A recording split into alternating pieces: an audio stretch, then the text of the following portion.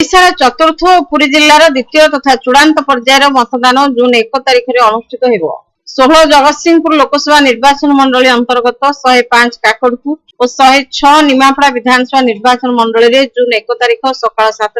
संध्या 6टा पर्यंत मतदान हेबो बोली जिला निर्वाचन अधिकारी तथा जिलापाल सिद्धार्थ शंकर स्वाई सूचना दैछन्ति। काकड़पुर विधानसभा निर्वाचन मंडली 11 जन प्रार्थी थिबा बेले निमापड़ा विधानसभा निर्वाचन मंडली 13 जन प्रार्थी रहिछन्ति। ए निर्वाचन मंडली द्वयर मोट 4,91,698 जन भोटर 560 मतदान केन्द्र में मतदान करेंगे। एमानक मध्यरु पुरुष भोटरଙ୍କ संख्या 2,52,651 होइतिबा बेले महिला भोटरଙ୍କ संख्या 2,39,035। एहा छडा 12 जन अन्य भोटर अछंती। काकड़पुर निर्वाचन मंडली 280 बूथ रे 1,25,939 जन पुरुष 1,18,163 जन महिला और 4 जन अन्य भोटर मतदान करने बेले निमापड़ा निर्वाचन मंडली 280 बूथ रे 1,26,712 जन पुरुष 1,20,872 जन महिला और 8 जन अन्य भोटर मतदान करेंगे। ए दुई निर्वाचन मंडली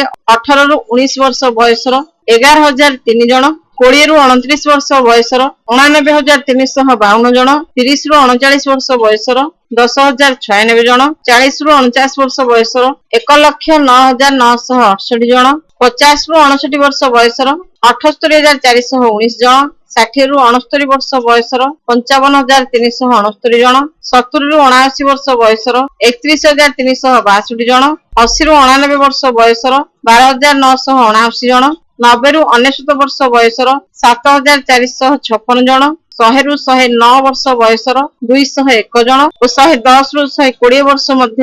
9 जन भोटर से गणतांत्रिक अधिकार सब्यस्त करेंगे। निर्वाचन होउची गणतंत्र महापर्व तेणु समस्त भोटर से निर्धारित बूथ मानक निश्चित मतदान करने को जिलापाल श्री स्वाई काकड़पुर विधानसभा निर्वाचन मंडली